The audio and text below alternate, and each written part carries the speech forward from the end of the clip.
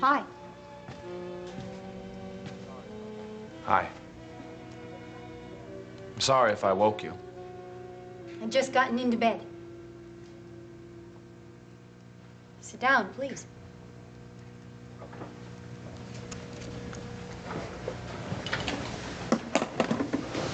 Brandy? Sure. I had a visit from a lobbyist today. I wanted to sound you out about him. That's the reason why I phoned you this afternoon, and the reason why I intruded on you and Mr. Ross this evening. What's the lobbyist's name? Snow. Samuel Addison Snow. Bob asked around and found out that he represents, among other things, NLW Industries, the electronics end in particular. You know him. I've met him. Supposedly he's very good at his job, as I recall. Well, his job today included offering me $10,000 to help pay off my campaign debts. 10 $1,000 checks. And in return, I shake his hand and say hi, if I have a minute. If I don't, that's okay, too. How'd you handle it? I sent Bob and the money right back to him with a very polite thank you, but no thank you. My mother always taught me never to accept money from strangers. Were the NLW Industries checks? Oh, gracious, no. Supposedly 10 different people just happened to ask him to give me the contributions. So it says Joe Dokes on the checks. It's obvious it's still NLW money. It's not obvious to me. I think you should have accepted it. A $10,000 bribe? No. 10 perfectly legal, unsolicited contributions. In return for which, NLW Industries owns a piece of my high. Now, you know damn well how it works. You came here to sound me out, didn't you? I mean, that is why you're here. Go ahead. Right? Mr. Snow is not trying to buy you or your vote. He is simply trying to be sure that you will return his phone calls and listens to his client's case on appropriate issues. I will listen to anyone with an opinion. Then I'll make up my mind, and in return for that, I'll collect my salary, period. Now, Mr. Snow should have known that from square one. Guess he does know now. I understand what you're saying. It is legal, technically. But I won't take any special interest money. Okay. Now, Mr. Snow is out of the way. I have a feeling you'll be back. We don't need to discuss him further tonight. Let me just finish my drink. So now let's talk about you.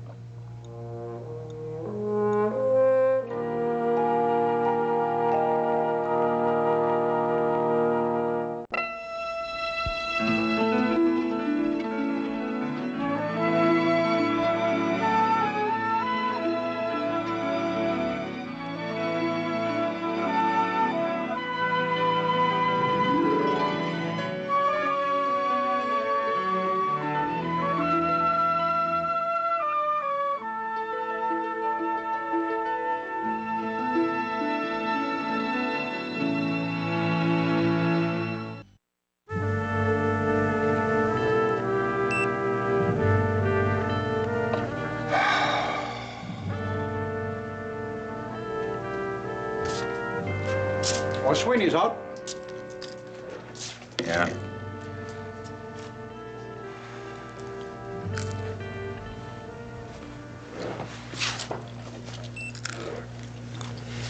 Would you mind not doing that in my ear? Oh, sorry. That's the last of them.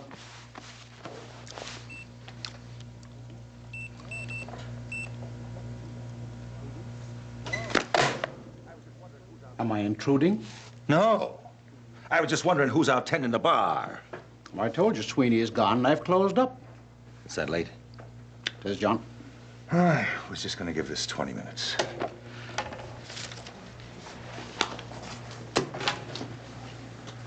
All it boils down to is that there's more going out than coming in.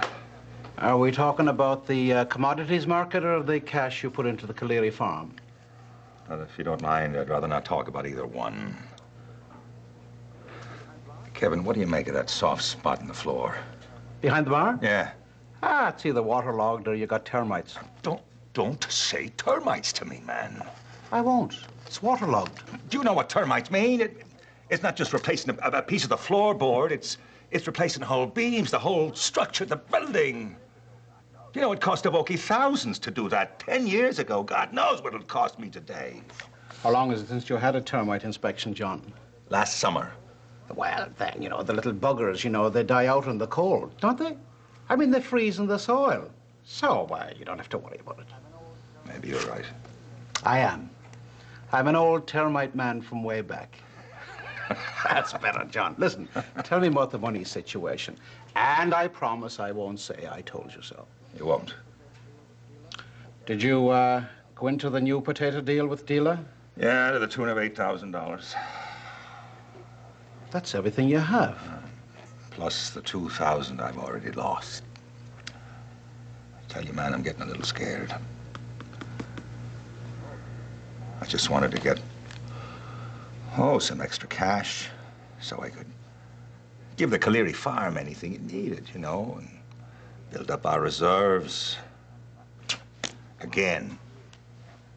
I mean, after 4 or 5 years of being out from under, it feels funny being in debt again. I don't like it. The insidious lure of capitalism. I guess I'm just not cut out for playing the market, Kevin. If it comes right down to it, I may have to disappoint Maeve and Annie and Red and Maggie and the kids. I mean, suppose we did have termites. Ah, John, we don't have termites, you know. But I agree with you completely about the money. Take the 8,000 and put it into the bank. God forgive me. Or else put it under that soggy floorboard out there. Anything but the commodities market. And do it the first thing tomorrow. Of course, I haven't really given new potatoes a chance. Potatoes? If Delia sees Maeve making out a shopping list, she'll go into forests. And if she sees Maeve praying, she'll go into churches. John! I'll be right up, darling. Now, come on. You said you'd never say a word, and here you are broadcasting the whole thing to She her. didn't hear a thing, John. You said that a half hour ago. That you'd be right up. This is too good to wait. It's from Redmond. It's a letter about the farm.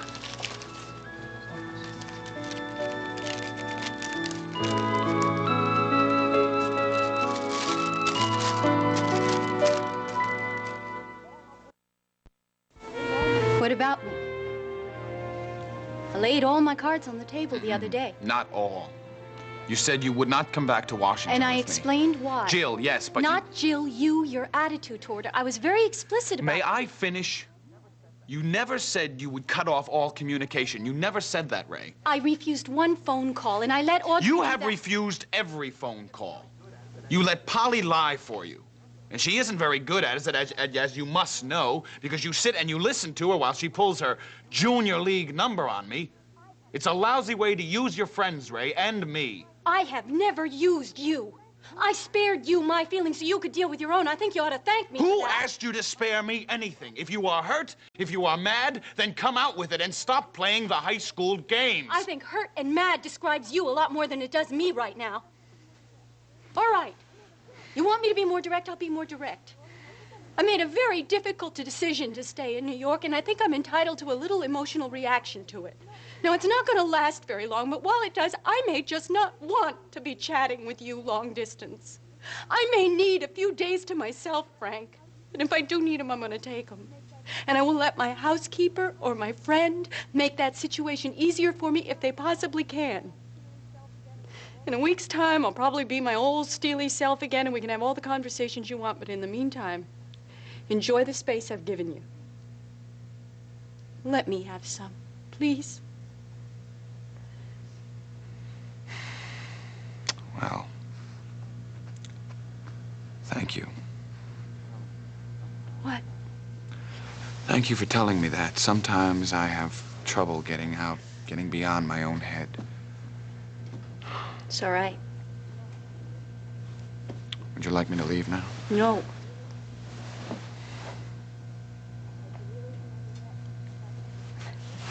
Had you really never met Thatcher Ross before? No, and now that I have, I don't think I like him very much. Was he here on business? Sort of. I'm not interested in him. I love you. That hasn't changed. I don't like Washington without you. I'm sorry. How's Jill? Well, no worse, or somebody would have called me. I haven't seen her. When you and Mr. Ross dismissed me, I went and did some work. I didn't even walk past the hospital. Is that a firm decision?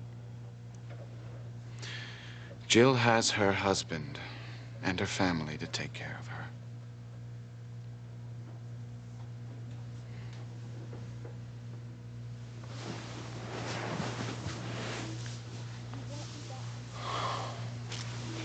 You want me back in Washington? Yes. We'll leave first thing tomorrow morning. Only if you want to, Ray. I'm not proposing. Don't marry me. Just put Jill behind you, once and for all. I'm ready to do that.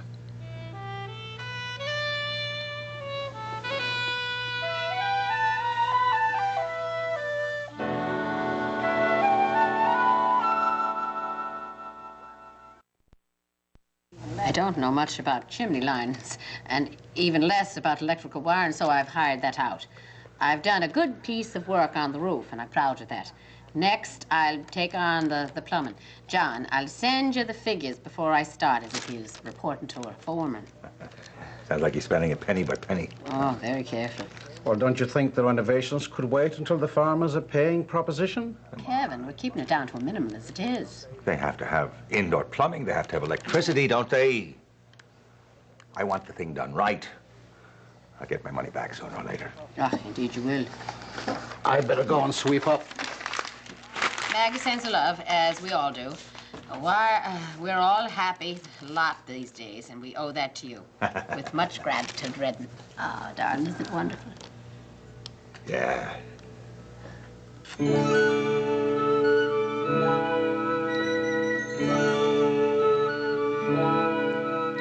When the world is too much with me, I've a special place to go through the meadows of my memories, fresh and green, to a place that never changes, where my heart is light again, when I'm traveling the road to Skibbereen.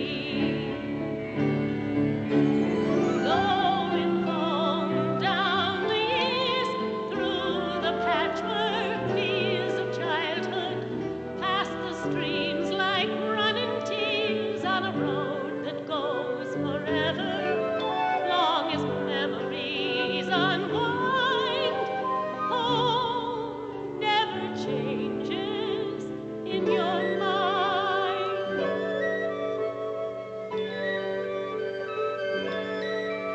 Now the peat fire's softly glowing, there's a kettle on the hob, and my mother waits beside the old red door.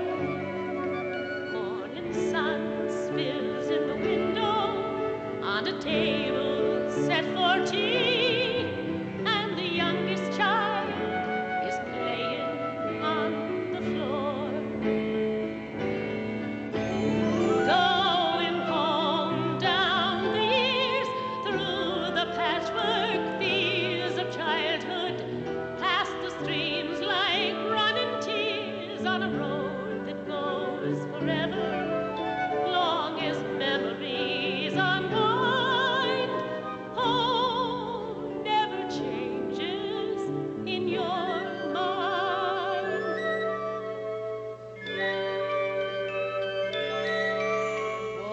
and shared the solemn secrets of my sister Anne and me. And our laughter warm as peat smoke in the air. Hear the shouts of brothers wrestling in their bedroom down the hall, and my father's step upon the creaking stair. Going home down the years, through the patchwork fields of childhood, past the streams like running tears on a road that goes forever, long as memories unwind. Life rearranges, but home never changes in your mind.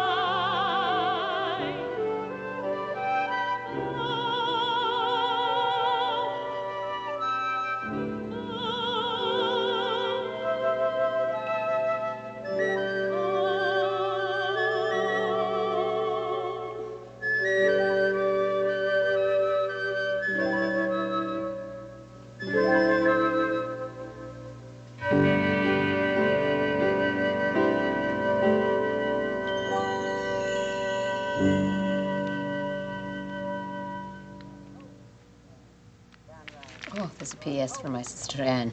John Ryan, you brought hope to us all. God love you, Annie. Oh.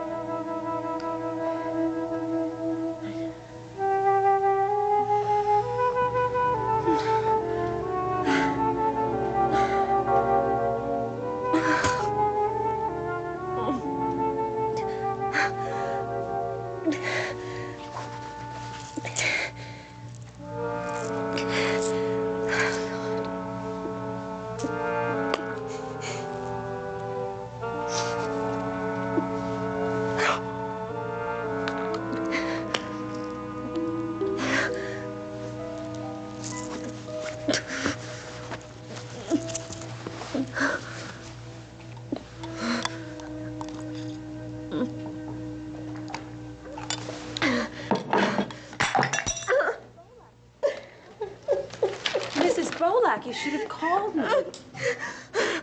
Is it the pain? No, on the hill, the gravestone. I saw it. I want you to fix it for me, okay? Mrs. You Bolak, please fix it for me. lie back, No, lie it's back. not right. I'm telling you, it's not I'll right. call It's Dr. just Bolak. no. Don't call him, please. Don't call him.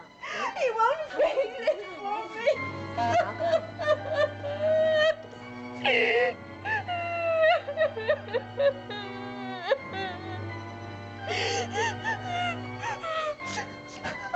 for Roger. Okay, hon, it's me. All right, what's going on? Huh?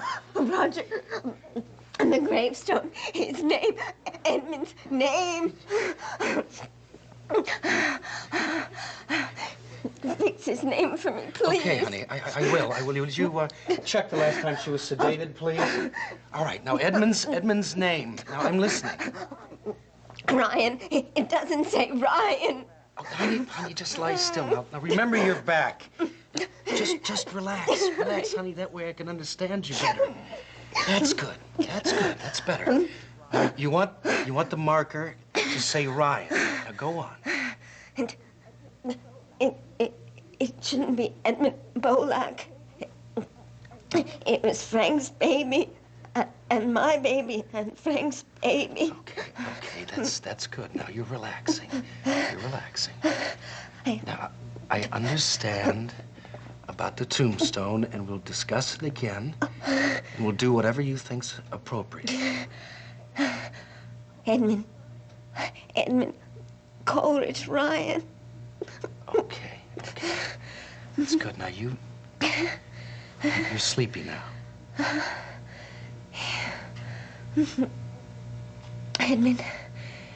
Edmund and Frank.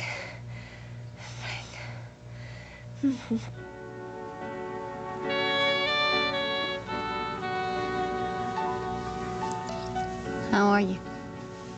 Good. Not upset anymore? Are you upset? No. I'm fine.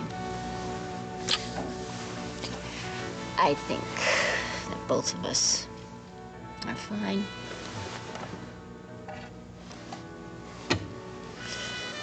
Finally.